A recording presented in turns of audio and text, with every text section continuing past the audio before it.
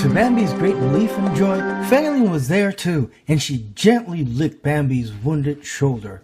"Safe at last," Bambi exclaimed, and it seemed all his troubles were forgotten now that he was with Failene again.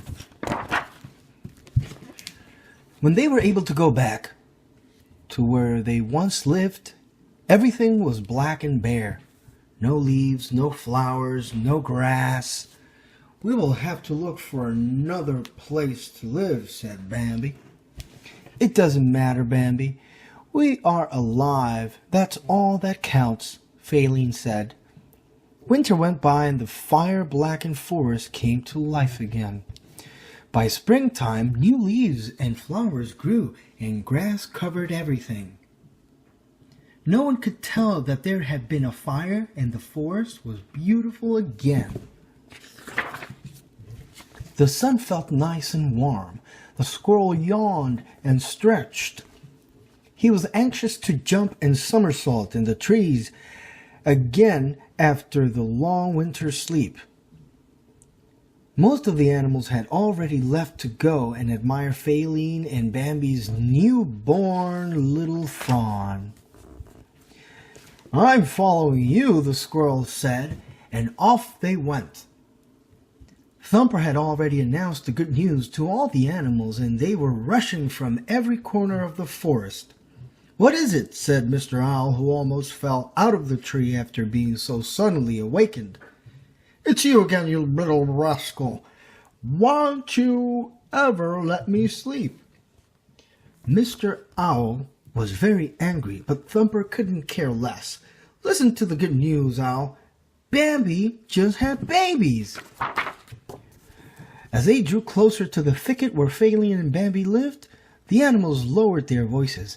"Shh, don't make so much noise or you'll wake up the babies."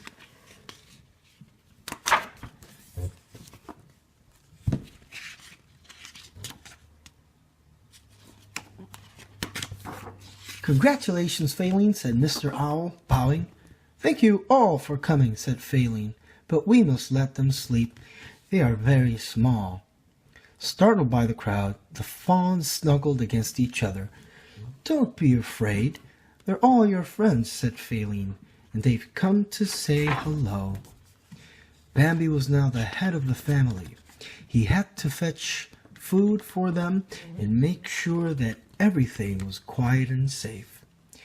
Bambi saw that the majestic antlers of his father had grown even bigger and more beautiful since last time he had seen him.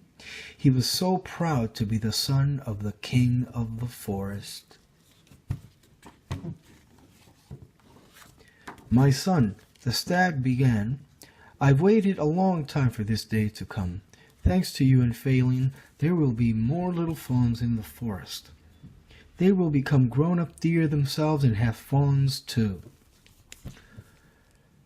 The big stag left, and Bambi saw him disappear into the forest, just as he had appeared for the first time. The end.